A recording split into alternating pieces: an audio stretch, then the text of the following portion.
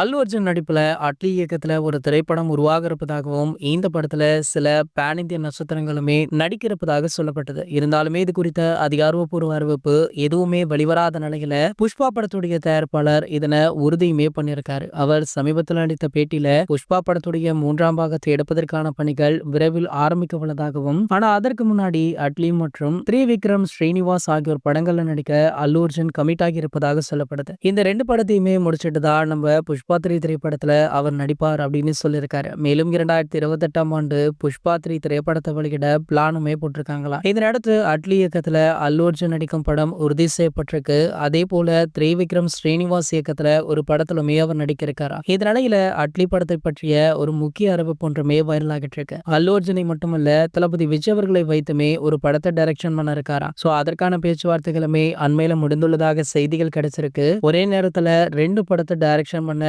முடிவெடுத்திருக்காரு நம்ம அட்லி அவர்கள். ஆகையால இந்த தகவல் பாத்தீங்கன்னா சோஷியல் மீடியாக்கள்ல காட்டு தீ போல பரவிட்டு இருக்கு. சோ தளபதி விஜயுடன் இவர் பண்ண போற படம் இன்னும் 3 மாதங்கள்ல படப்பிடிப்பு ஆரம்பமாக இருக்காம். சோ அதற்கான முதற்கட்ட வேலைகள்ல தற்போது படு பிஸியாக செயல்பட்டு கொண்டுமே இருக்காராம். இது போன்ற தளபதியை பற்றி வெளியாகும் அனைத்து செய்திகளுமே நீங்கள் உடனே தெரிஞ்சுக்க நம்மளுடைய தளபதி 360 அப்படின்ற நம்ம சேனலை சப்ஸ்கிரைப் பண்ணிக்கோங்க.